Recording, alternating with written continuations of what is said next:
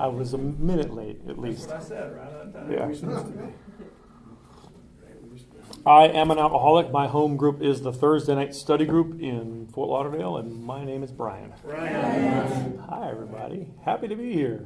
Very glad to be here. Rushed to get here. Needed to leave just a little bit sooner. I do that to myself. That's actually something that I do to myself routinely. I leave 20 minutes before I need to be somewhere, and it takes at least 22 minutes to get there. And then, of course, you know what happens. I complain about everybody on the road the whole drive from there to here. I mean, that's just, they're all, idiots and assholes, right? Yeah. No right to be on the road. That's exactly right. Yeah. Which Dan knows. He's driven with me before. That's right. It's my road. My wife hates to drive with me. So it's good to be here. It's good to be here sober. If you're me, it's good to be here alive. So we're going to be talking about the 12 steps of Alcoholics Anonymous. I'm going to be talking about the big book and the 12 and 12 textbooks in AA that have taught us or taught me a way of life, a spiritual way of life that has expelled the obsession to drink and has allowed me to live with purpose and joy and freedom.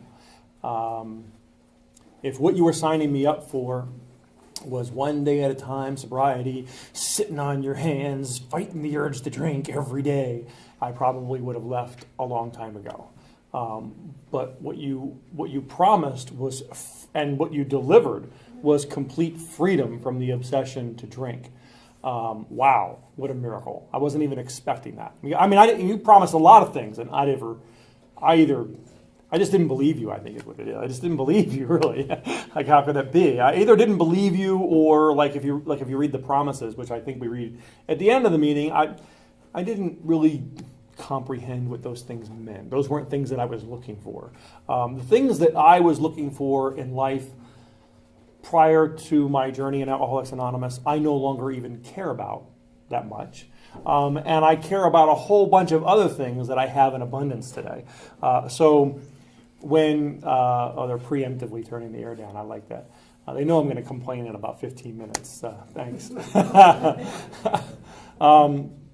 And so if you just take that last statement that I said, the things that I care deeply about prior to coming to Alcoholics Anonymous, I care almost nothing about at all. Probably not nothing, but they're far less on my list of priorities. And things that I didn't even know to cherish, I cherish and I have in abundance today. When Clancy I calls AA an attitude adjustment, that's what he's talking about. That's what he means. I mean, my whole attitude and outlook on life has changed, and it has allowed me to see the real value of the things that I have in my life and place less value on the things that I used to value. And I have a pretty rich and full, joyous, happy life today as a result. And I say that a lot because we're going to talk about step 1, of course, and step 2, of course. And I'm going to do that every single week because I feel like for so long in AA I missed the 1, 2, 3 boat. I came to Alcoholics Anonymous. I knew I couldn't drink anymore, or it would lead back to the drugs that I like to use really well. And I believed in God already, and I had done an altar call in my very early sobriety, and so I thought, 1, 2, 3, I'm done. Let's just move on with the rest of it. And so what I didn't.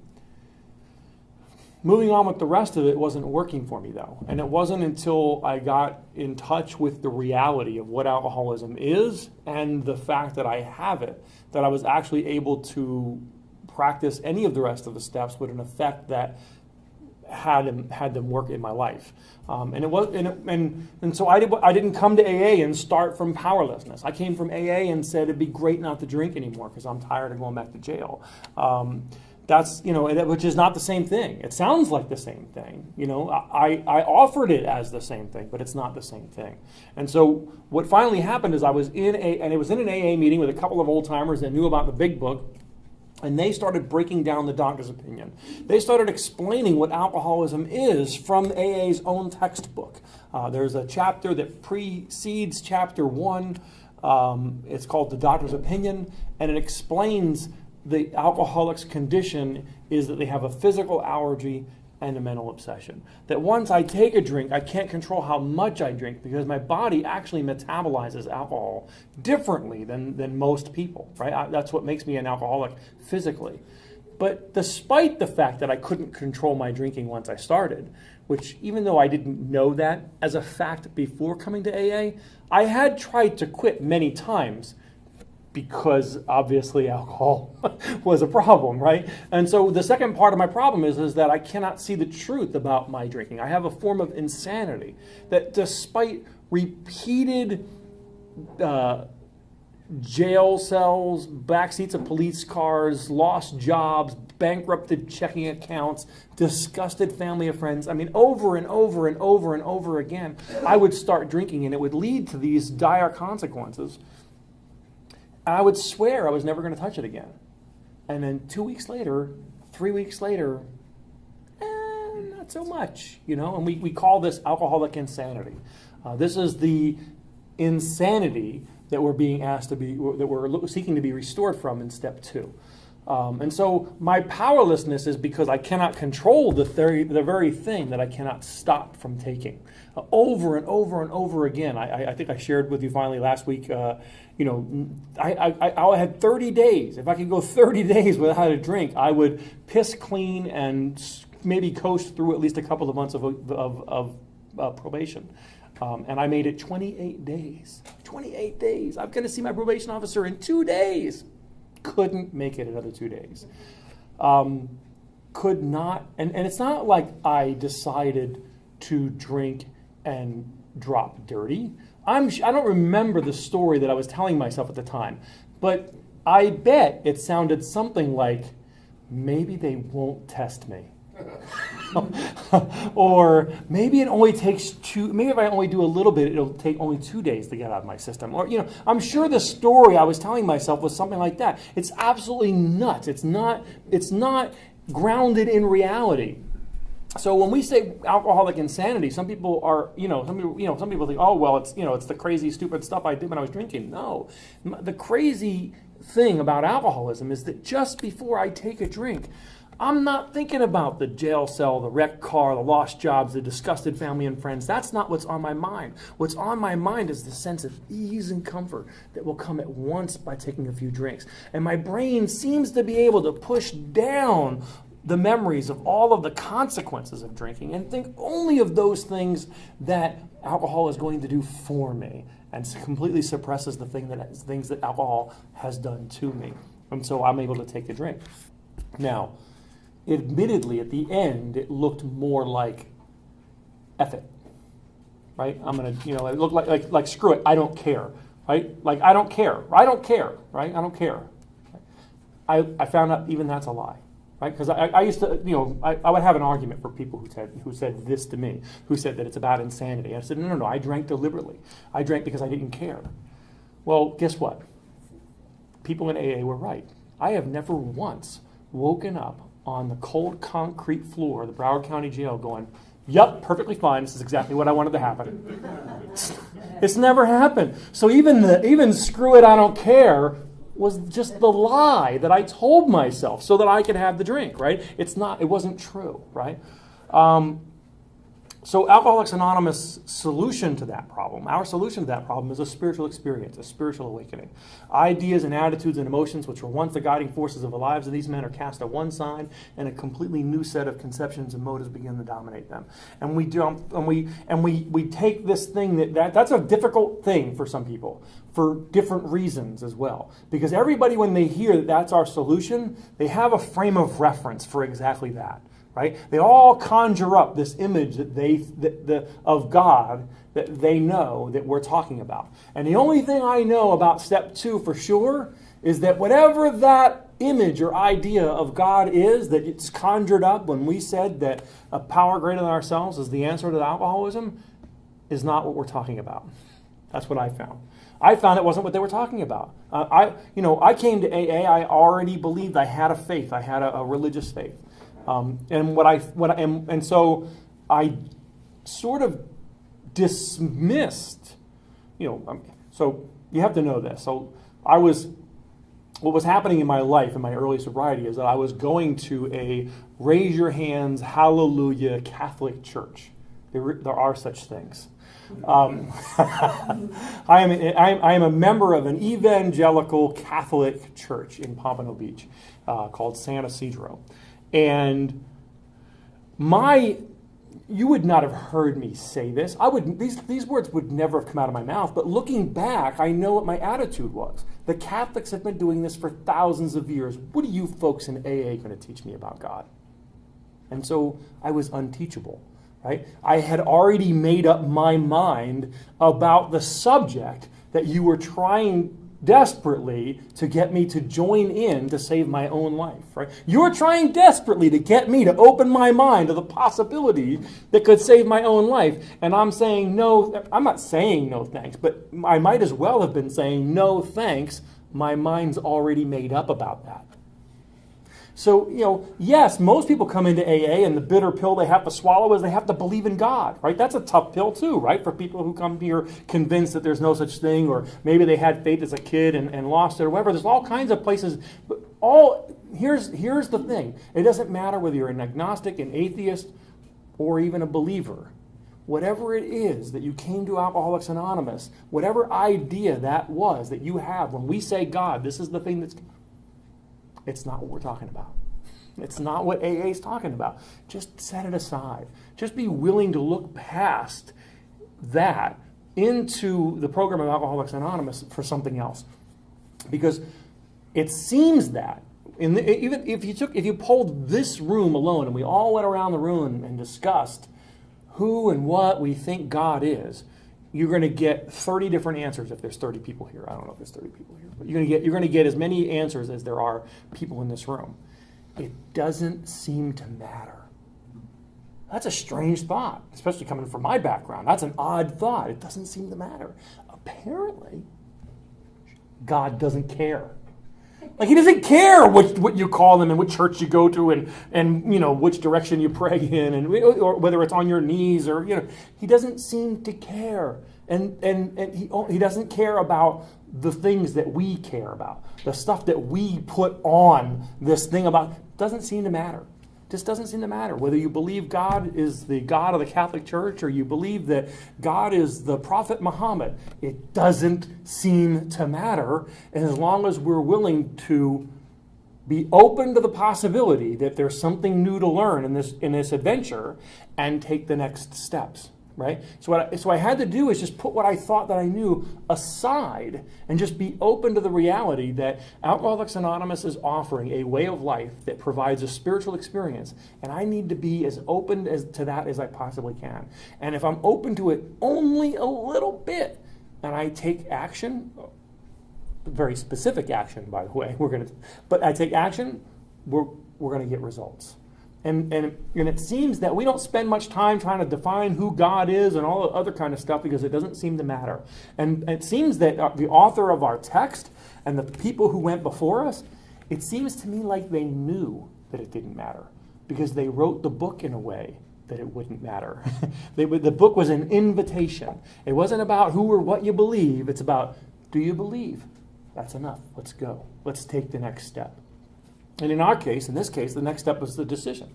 A decision to go through with the rest of the steps so that I might receive direction for my life from a power greater than myself.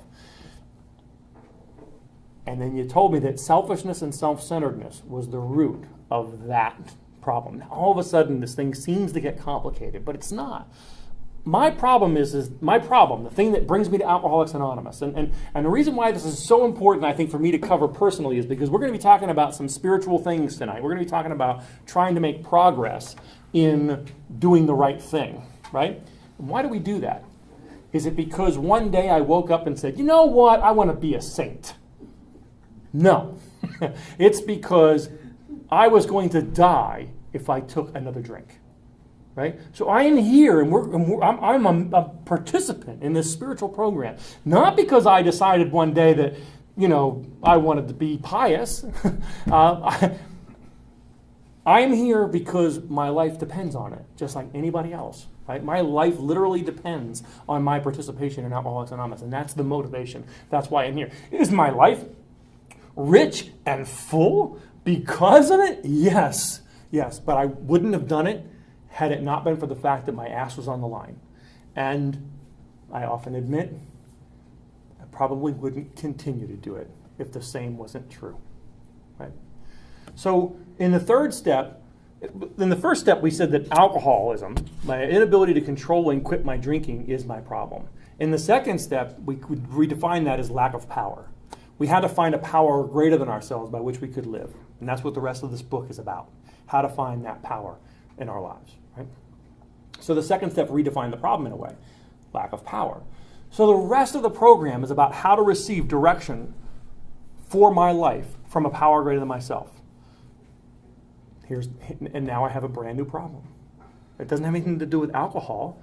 It has to do with I don't know the first thing about how to receive direction from a power greater than myself for my life. I don't know the first thing about that. I think I do. I thought that I did, but I don't know the first thing about that. The 12 steps are the directions for how to receive direction from a power greater than myself for my life. So my new problem is selfishness and self-centeredness. That's the thing that's in the way of me. And I guess I can look at my life at that point and say, yeah, I sort of kind of see what you're saying. Especially my addiction was certainly all about me. And yeah, okay. And I don't know the half of it. Right? I can get a sense of what you're talking about as we discuss selfishness and self-centeredness and dishonesty and things like that. I can get a sense that yes, I have those traits, but I don't really see a very good picture of what exactly that problem is till I do a fourth step. And when we do the fourth step, we sort of get this window into a sense of how my life was driven by selfishness, dishonesty, self-seekingness, frightened, and inconsiderate. How my life was driven by these instinctual desires for sex and security and for acceptance and approval. And so the fourth step is this window into exactly how it is that I'm selfish. Because we're not, AA isn't a program where we say, okay, I'm selfish, God, please just take selfishness away from me. Well, we're going to find out in 6 and 7 tonight. We're going to find out is that that's not what this is at all. This is about the details. This is about, God, this is exactly how I'm dishonest. Please help me with this now. It's not a general sense of, God, please make me a better person. It's, God, this is where I can see that I'm off track. This is where I need help. And then I ask him from that position for the help that I need. So the fourth step was this window into the picture of the problem. So I got an understanding of exactly what it is that we're trying to work on. The fifth step was the opportunity to get crystal clear about the fourth step. Crystal clear in more ways than one. Crystal clear in with many of the people that I sponsor, crystal clear about just the directions on how to do it. I don't know about you, but I didn't do a perfect fourth step.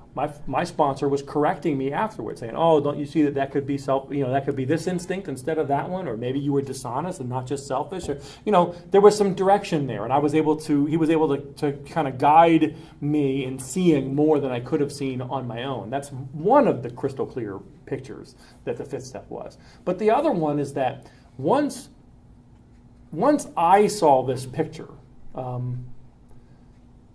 it was necessary for me to give that picture, have this complete picture in somebody else's mind about me also.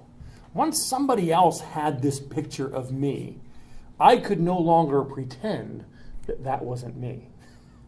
Because the truth is that this selfishness, dishonesty, these character traits, I've not been ignorant to them my entire life. I've been conscious of them at different times. But my problem isn't that I cannot recognize these traits within myself. My problem is that I'm very quick to rationalize and minimize their their existence, right? My problem is not that I'm a slow learner. I'm a very fast forgetter, right? That's my problem. But here's the thing. Once somebody who's in my life has this total picture of these things and these motives and these character traits that I am, right? It's a little harder to pretend that that's not me, right? All of a sudden, just because somebody that I know, somebody that's in my life is aware of this full picture of who I am, I'm now called to account for it in a much different way, right? It's a little harder for me to just rationalize and minimize them away because I know I got to look at you, right? And I'm going to see it every time I see you, right? So to me, that's why the fifth step is so important. And it's not just important after the fourth step. It's important today when I'm doing the 10th step. It's important whenever I take inventory for me to find somebody in my life to share that with. It's not always my sponsor. It's usually the person who's closest to me. But somebody in my life to share these things as I find them, especially if I find things that are, there's a lot of things that have just always been a part of me that I'm always working on that are just, but sometimes I find really perverse versions of them or examples of them in behavior, or brand new behavior being driven by some of these. And if I'm not honest with somebody about that, I don't proceed into these next steps as designed. Right? Because I'm not accountable for it. It's easy for me to pretend that wasn't so, or that This is actually what I literally tell myself in my mind. I was just being hard on myself yesterday. That's usually what it sounds like, right? Right? And I just move away from it. So there's a window of opportunity between discovering some new truth about myself and sharing that truth with another person so that I'm going to be accountable to it going forward. And what do we mean by being accountable to it by going forward? Well, we saw last week that step 6 was the being ready to move away from these character defects. Am I entirely ready to have God remove these character defects? That's what the 6th step is. Am I entirely ready to have God remove these character defects? I think the answer for me is very clear no. I do. Based on results, based on the fact that, so I don't want to paint a picture of this that it's. I actually take criticism sometimes for the way I talk about 6 and 7. I do. And actually deserved criticism. Because my experience and the way that the way that I practice 6 and 7, or what 6 and 7 is to me, what 6 and 7 is calling me to do each day, is to 4 and 5 are necessary parts of this. I can't do 6 and 7 without 4 and 5. But when I see and share some truth about myself, it's being able to look at my life and go, okay, this isn't working for me. This is hurting the people around me, the people that I love. Therefore, it's really hurting me. We learned that a little bit in our 4th step as well, right? So it's really hurting me. Am I entirely ready to have God take that and then be in a position where, yes, I am. Yes, that's a necessary thing for me to remove. I like it very much, but it's a necessary thing for me to remove, right? Because sometimes that's the conversation, right? Which usually means I'm not entirely ready to have it removed in my experience. And then ask God to remove it. Now, to me, that's a struggle. In my experience, there's the work to do in AA. You thought your 4th step and your 5th step was the work to do in AA. That's not the work to do in AA. That's the work that got us to the work. Because the work to do in AA is for me to every single day ask God to take me to that next better thing, to move away from the selfishness, self-centeredness, self-seeking and frightened, the desires, the lengths that I feel like I need those instinctual drives satisfied, even if it's going to tread on somebody else's life, right? To say, no, that's not appropriate. That's not the life that God has called me to today. I need to say no to that and move towards something else. And then the seventh step is really more about the picture of what that something else is and an earnest prayer for that instead. That's the way kind of I look at it. And I look at that as a struggle. I look at that, and my experience is that I still have today every character defect I've ever inventoried. I feel like I do. I feel like, I don't practice a lot of them nearly as much, right? Some of them more so than others, and some maybe almost never.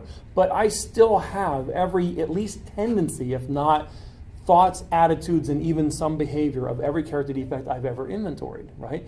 The difference is that I have some other character traits that I've learned to practice instead, right? And so it's kind of like I came into Alcoholics Anonymous selfish, dishonest, self-seeking, and frightened, and those muscles were the strongest.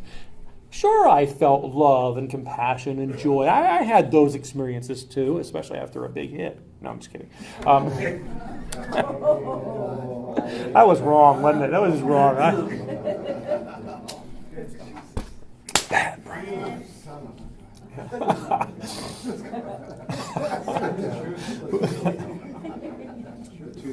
And the hits just keep on coming. But the thing is that my life was, for the most part, absent peace of mind and joy and love and compassion and those things. My life was I was capable of those things. I had touches of them, but my life was full of chaos and resentment and fear and dishonesty and selfishness. My life was full of these things and had very little of this. And what 6 and 7 has taught me over time is that these muscles had a lot of practice. And this is where I take the criticism, because there are people in Alcoholics Anonymous who will do the 7-step prayer earnestly. They'll get to this position in the program and make dramatic changes in their thinking and personality because of their faith in God. And the criticism I'm given, which I think is, I'm sharing with you because I think it has value. It's valid. Is that I paint a smaller picture of the possibility of what step 7 is. Because step 7 could be if you have complete faith in the power greater than yourself to take you from sin to God's grace, then you will probably make a much bigger leap in that direction than you would if you entertain my conversation of daily struggle.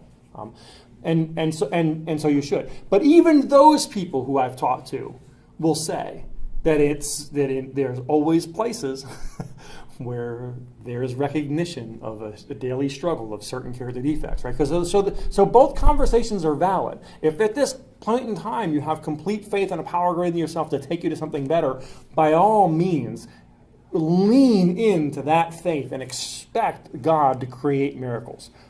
Because my sponsor is a huge believer in, if you don't believe it, you won't see it. Whether you think you can or you think you can't, you're right. Right? And so if you think you can, if you think God can completely take selfishness and self-centeredness from you and take you to an entirely different place, by all means lean in there full throttle and go all the way, because he'll take you further than you would otherwise.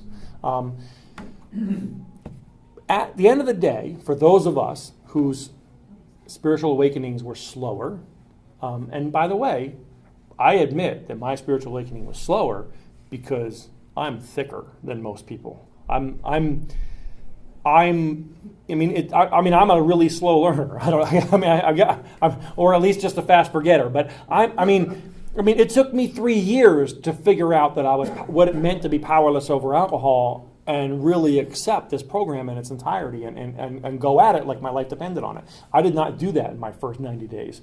A lot of the guys that I sponsor are all in their first 30 days, they're where I was at 3 years in their 30th day. You know what I mean? It's crazy.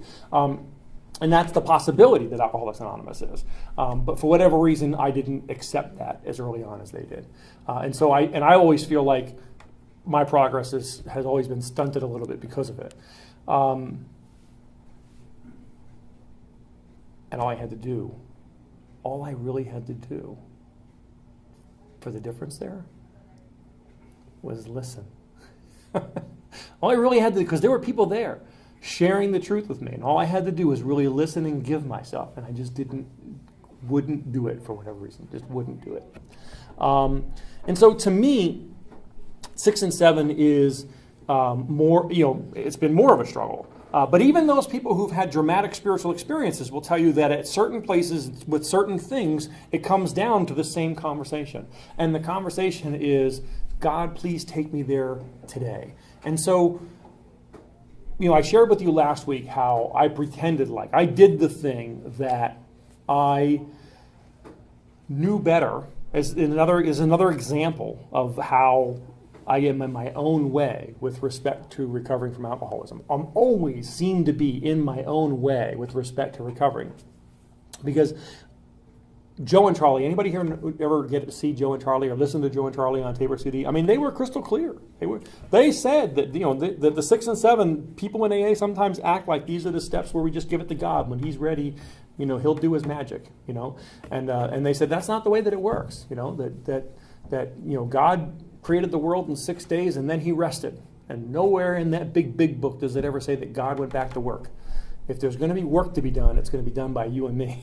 Right? They said that, right? They painted a picture of what 6 and 7 really are. That 6 and 7 are like the pick and the shovel. They're the hard-working tools of moving from selfishness and self-centeredness towards God's will for me. That's what 6 and 7 are. They're the tools. I had that information, and I still acted like somebody who didn't have character defects. I saw my inventory. I shared it with another person, honestly. I did a complete inventory. It was as good as I possibly could have done at the time. I shared it completely with my sponsor, and I moved on. And what I didn't realize until much later is that I moved on like all that was in the past, and I was never going to be that way again. And boy, was I wrong. And so really what happened was that a couple of years later, all that had really changed is that I stopped looking. I stopped looking at myself honestly, and I stopped inviting God in. And so to me, the good news and the bad news is that I still have all of these character defects. To me, it's the good news and the bad news. I mean, the bad news is that I still have all these character defects, so I still have a tendency to get in my own way and hurt the people I love and do things that are counterproductive to the things that are most important to me in my life. That's the bad news. But the good news is, this is the really good news for a guy like me. The good news is, when I see it, I can ask, I can get crystal clear about what it is in me that is causing and driving it. And I can see what it is that is missing from me, or that I need, and I can ask God for that thing.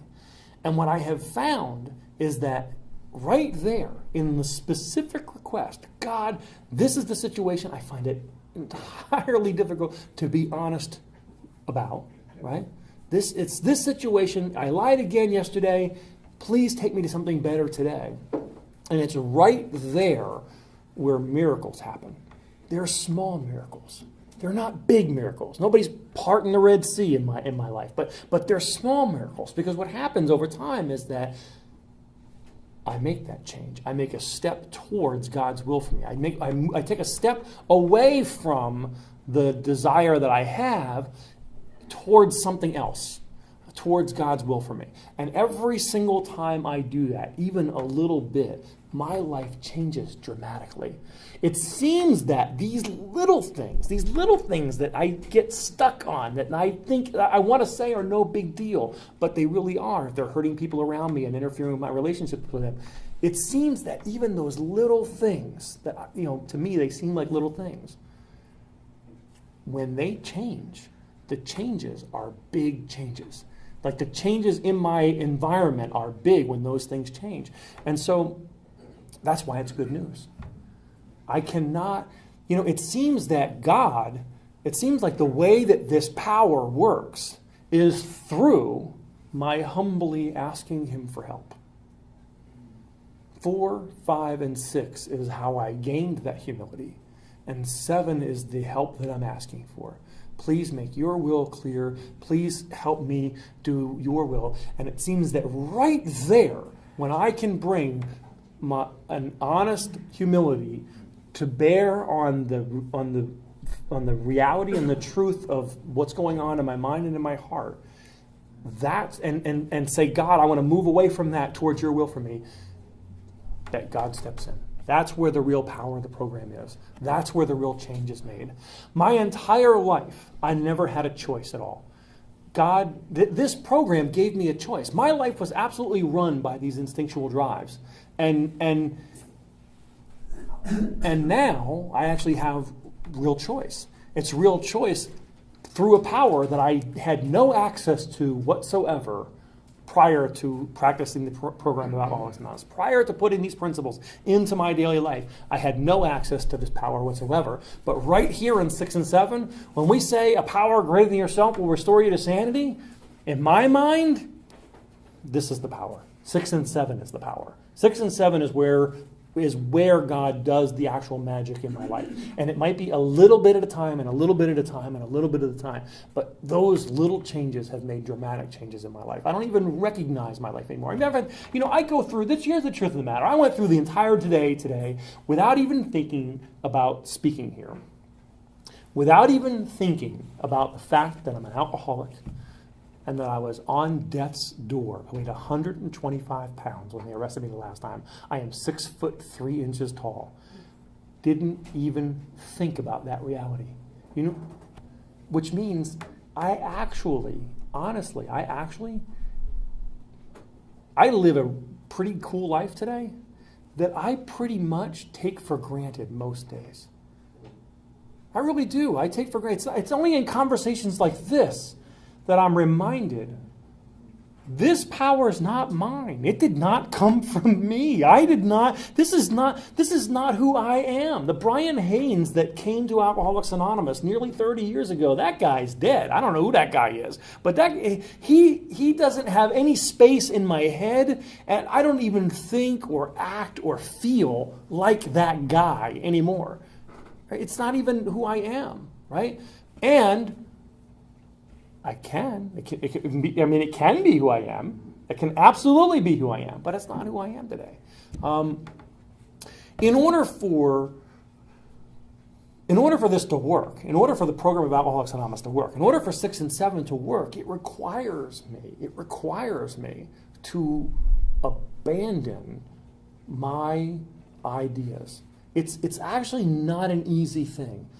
I had to abandon it, even a little at a time. I had to abandon my own beliefs and attitudes about who I am, about who you are, about how the world works. It didn't happen quickly. It wasn't just a light switch, a night and day thing. It took time. One of the real struggles that I had, the story I love to tell the most about this particular part of the program, was because when I was at my home group, there was a guy who really, he's a jerk. He just really pissed me off. And he wasn't. He was witty. He was smart. He was eloquent when he spoke in the meeting. Everybody liked him. And that's not why I hated him. It wasn't jealousy. It was because he would say things that were so opposite of how I thought and felt about things. He would say things like, I am created in the image and likeness of my Creator, and my Creator is perfect.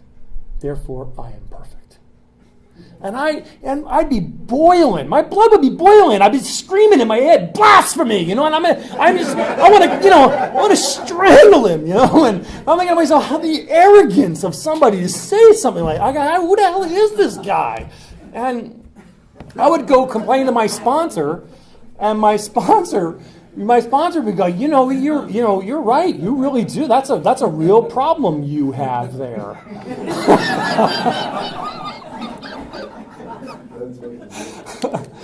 And I couldn't understand. I didn't understand what he was saying to me.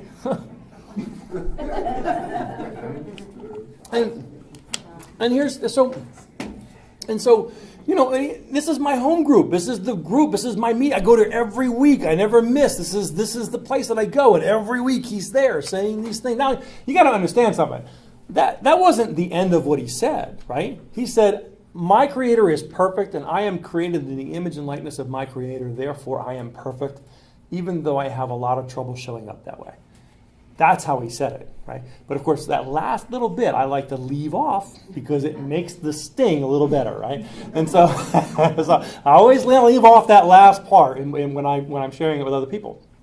And so here's the thing. Here's where I got to, and it was difficult. It was really, really difficult. It was challenging. But this guy Jimmy was part of the reason why I succeeded, why I was able to change this point of view. This very person who I thought was this arrogant SOB was the very reason why a big part of my life changed.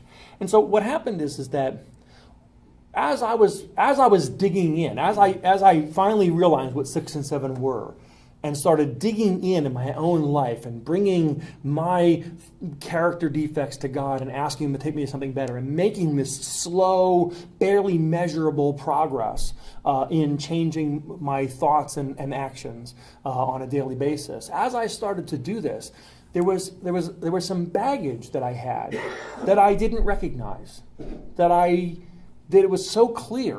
Anybody who knew me could see that I was carrying these bags. And here it is.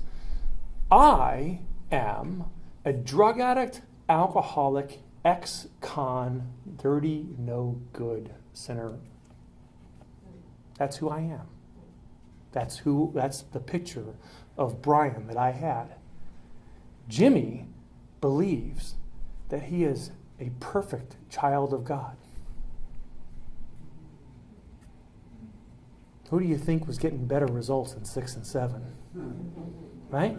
I had to start to change who I thought I was, who I thought you were, how I thought I had to be willing to abandon, if only a little at a time, my entire makeup of what I thought all of this life was about, and that was a big part of it. I had to give up who it is that I was in order to become somebody else.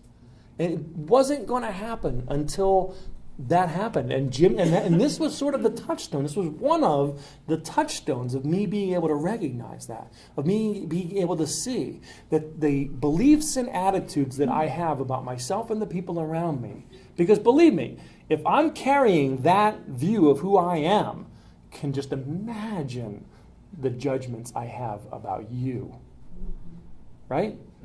Right? If I have those harsh judgments about me, they are 10 times worse as I point that out to you. Right? But as that all started to break down, I was able to shed this idea of who I am and grow into a different idea of who I am, the idea that God would have me be, and of course that got a little easier with time too. There's this whole time while this is happening, there's this whole carrot and stick thing going on in my mind with step 6 and 7, right? Because I'm forced to have to do these things because if I don't, I'm going to drink again, and if I drink again, my life is going to be hell, right? So I'm driven to have to do this spiritual program because I know that if I don't, I could die. But what happens during this process of me digging in day by day and this chiseling away at this Brian that I have always been, and every day that being reshaped, what's happening also is that, remember I said every little change makes a big difference, right? So all of a sudden what's happening is that I'm getting like joy and happiness and serenity. These are, love, compassion, understanding. These things are becoming a more persistent part of my life as I'm giving up the old beliefs and attitudes and starting adopting the new ones. And all of a sudden, I've got 2 reasons to do this thing.